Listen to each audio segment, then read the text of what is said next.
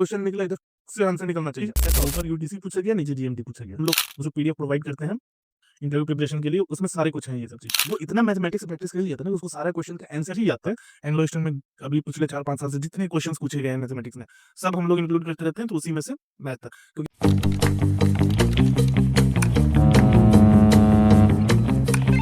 Watch your six.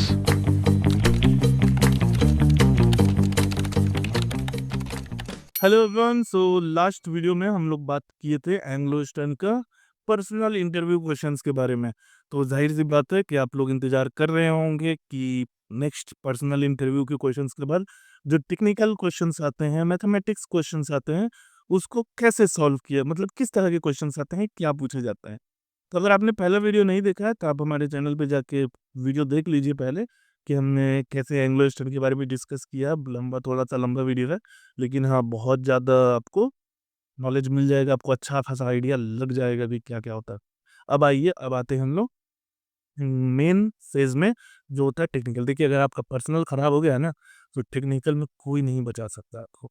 और आपको पहला ही क्वेश्चन देख के पता चल जाएगा, आपसे जब पूछा जाएगा आप समझ जाइए, ये इसको पर्सनल पसंद नहीं आया, इसी वजह से ये ऐसा क्वेश्चन पूछ रहा है, ठीक है? चलिए हम आते हैं आपसे इजी क्वेश्चंस के। जो बच्चे हमारे सेलेक्ट हुए हैं पहले, उनका थोड़ा-सा देख लेंगे कि उनसे कैसे टेक्निकल क्वेश्चंस पूछे गए हैं, और जो रिजेक्ट हुए हैं उनसे कैसे टेक्निकल क्वेश्चन पूछे गए। जैसे रिजेक्ट वाले से भी यही पूछते हैं, लेकिन उनमें एक जो आंसर नहीं दे पाता है ना, तो इसी वजह से वो फेल हो जाता है। तो देखो, जिस बच्चे का था ये, जिसको हम बताए थे, वो ओटीटी प्लेटफ़ॉर्म वाले का, उसी का हम, तो इसका पर्सनल बहुत अच्छा गया। तो पर्सनल के बाद इसके बाद से आया गया इससे टेक्निकल पे। टेक्निकल पे पहला क्वेश्चन इससे पूछा गया स्ट्रोक्स लॉ। देखो, जब आपसे क्वेश्चन पूछा जाए ना, तो आपके ज़बान पे वो होना चाहिए। ऐसा नहीं कि आप सोच रहे हैं स्ट्रोक्स लो क्या होता है, फिर करके बोल रहे हैं, तो ये सब नहीं चलता इंटरव्यू में। एंग्लो स्टार के इंटरव्यू में तो नहीं चलता। वो स्ट्रोक्स लो बोला, उधर से क्वेश्चन निकला, इधर से आंसर निकलना चाहिए, ऐसा होता है। What is UTC? What is dew point? Then he give a resistance question and sine law question. Difference between speed and velocity with 2-3 word examples. तो ये सब छोटे-मोटे क्वेश्चंस हैं जो मतलब एकदम टक टक करके निकलेंगे आपके मुँह से। What is GMT? जब ऊपर यूटीसी पूछा गया, नीचे जीएमटी पूछा गया। उसके बाद से थोड़ी देर बाद, why rain drops do not harm like a bullet when they like a bullet. Then he asks about what is terminal velocity. Very good.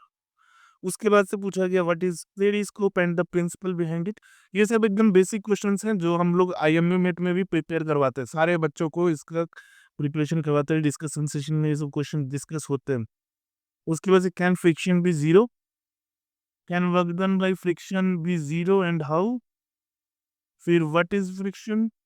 Ask me about sine law and questions from PDF. ये maths का, ठीक है? और भी questions थे, मतलब हम लोग जब पीडीएफ देते हैं, उससे ही एकदम line by line. Why aeroplane fly? Cross किया गया। Why velocity is higher above the wings and what is the shape of aeroplane? ये सब इजी इजी क्वेश्चंस हैं जो कि नॉर्मली जो भी प्रिपेयर करता है इंग्लिश के लिए, वो सबको ये पता रहता है, क्योंकि हम लोग जो पीडीएफ प्रोवाइड करते हैं इंटरव्यू प्रिपरेशन के लिए, उसमें सारे कुछ हैं ये सब चीज़। उसके बाद से मैथमेटिक्स का क्वेश्चन पूछा गया, तो इसमें भाई साहब का कमेंट है कि हाँ, ऑल वे फ्रॉम पीडीएफ। मतलब हम लोग जो मैथमेटिक्स का क्वेश्चंस के लिए पीडीएफ देते हैं, एंग्लो ईस्टर्न में अभी पिछले 4-5 साल से जितने क्वेश्चंस पूछे गए हैं मैथमेटिक्स में, सब हम लोग इंक्लूड करते रहते हैं, तो उसी में से मैथ तक। क्योंकि हम लोग वो क्वेश्चंस अपने सारे स्टूडेंट्स को प्रिपेयर करवाते ही करवाते। उसके बाद से हाँ, जैसे वो लिखा भी है, एक क्वेश्चन है मैथ्स का, हाइट एंड डिस्टेंस का है। Angle of depression from a pole of height 100 metre is 60 degree on the boards on other side at noon the angle changes to 45 and 30 degree. Now find the distance between the boards. ये सब 10th class में आपने पढ़ा होगा, यही सब है। फिर एक है कि 3, 15, 27, if the nth number is 120 greater than 21st term, then what is the nth term? ये आपका एपी का क्वेश्चन है, ठीक है? एक सर्किल का क्वेश्चन था, मतलब इजी है circle. If the sum of numbers is 98 and the ratio of 1 and 2 is something and the ratio of 2 is 3 is something, then find second number। तो ये सब क्वेश्चंस जो है ना वो हम लोग जो भी हमारा पीडीएफ है एंग्लो स्टैंड का हम लोग जो प्रिपरेशन के लिए बना के रखे हैं आईएमए नेट में, उसमें ये सारे क्वेश्चंस हैं। जब आप खुद सोचो कि आप इंटरव्यू में जा रहे हो, इंटरव्यूअर के पास बैठ रहे हो और इंटरव्यूअर वही क्वेश्चन पूछ रहा है जो आप ऑलरेडी प्रैक्टिस किए हुए हो। सोचो कितना मस्त फीलिंग आएगा ना कि आप ऐसे देने जा रहे हो, ऐसे देख के आपको लग रहा है अरे ये तो अभी कुछ दिन पहले इसको लिखे थे, अभी याद ही है लगभग कि क्या-क्या लिखना है, कैसे-कैसे लिखना है। आप फटाक से ऐसे लिख देते हो। फिर आप जाते हो इंटरव्यू में आपसे क्वेश्चन पूछा जाता है, वही एकदम लाइन बाय लाइन जो आपसे मॉक इंटरव्यू में पूछा गया है कि गैप ईयर क्यों है, फिर ये प्रॉब्लम क्या है, तुम अपना बेस्ट मोमेंट बताओ, तुम्हारे तुम इस ये मैटरनिटी के बारे में कैसे पता चला गया, इस कंपनी में क्यों नहीं गए, एंग्लो इंडियन में क्यों आ रहे हो? तो ये क्वेश्चन एकदम लाइन बाय लाइन पूछा जा रहा है और आप ऐसे ही मॉक इंटरव्यू दिए हो आयोमेट में। तो सोचो क्या मस्त फीलिंग है ना, आप एकदम फुल कॉन्फिडेंस में आ जाओगे, उसके बाद से तो आप एकदम धड़ाधड़ आंसर निकलेगा। फिर आपसे टेक्निकल पूछा जाए, टेक्निकल में भी वही सब क्वेश्चंस पूछा जाए, जो आप ऑलरेडी प्रैक्टिस किए हुए हो, एकदम line by line. Cross questions भी वही हो रहे हैं जो आप ऑलरेडी कर चुके हो प्रिपेयर। तो सो क्या मज़ा आएगा इंग्लिश के इंटरव्यू में। फिर आपसे मैथमेटिक्स के क्वेश्चन, एक एक हमको इंसिडेंट याद आया, मेरा एक स्टूडेंट था, उसको 5 क्वेश्चन से मिला मैथमेटिक्स का। वो भाई साहब मतलब ये तो थोड़ा-सा गलती कर दिया वो कि अब वो इतना मैथमेटिक्स प्रैक्टिस कर लिया था ना कि उसको सारा क्वेश्चन का आंसर ही याद था। तो होता है ना कि तो मैथमेटिक्स सॉल्व करने के टाइम थोड़ा-सा रफ करते हैं भाई, तो वो रफ भी नहीं कर रहा है। वो बस आंसर लिखते जा रहा है ऐसे-ऐसे करके, पूरा एकदम टक, टक, टक, टक, टक, टक करके 5 क्वेश्चन्स वो लगभग 8 से 9 मिनट में करके दे दिए। इंटरव्यूअर को सामने तो पता चल गया कि ये बंदा किसी कोचिंग का है और इसको पूरा क्वेश्चन पता है। फिर उसको और 5 क्वेश्चन दिया गया। वो फिर कट करके बना दिया। फिर उसको समझ में आया कि वो गलती क्या कर रहा है, उसको दिखाना है कि उसको मतलब ये सब नहीं पता है पहले से। फिर उसको दूसरा कुछ थोड़ा टफ क्वेश्चन दिया गया जो कि हम लोग के पीडीएफ में नहीं था। नया क्वेश्चन से इंटरव्यू वाला, लेकिन क्वेश्चन तो वही टाइप के थे। तो फिर वो आराम से मतलब थोड़ा-सा टाइम लिया, सॉल्व कर दिया, उसका सिलेक्शन हो गया। लेकिन वो बाद में जब हम लोगों को ये इंसिडेंट बताया कि ऐसे-ऐसे हो रहा था, मतलब इंटरव्यूअर मतलब शक की नज़र से देख रहे थे ऐसे कि हाँ, ये बंदा पूरा क्वेश्चन से रट के आया हुआ है।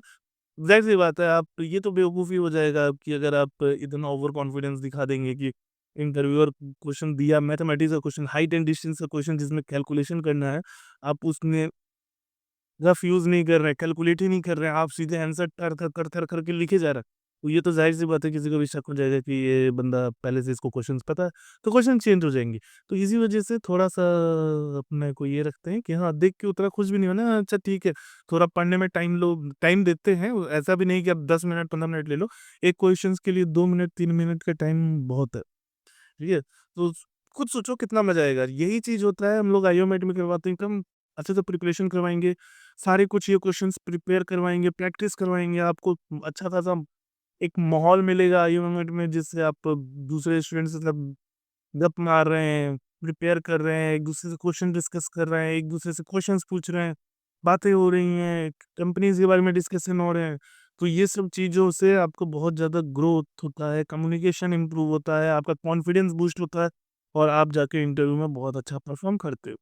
तो हमारा आईओमेट में बस यही मोटो है कि कैसे भी करके सिलेक्शन देना है, बच्चे को इंस्टीट्यूट मिलना चाहिए, स्पॉन्सरशिप मिलना चाहिए, उसके बाद से बच्चा शिफ्ट जाए, अपने लाइफ़ को आगे बढ़ाए।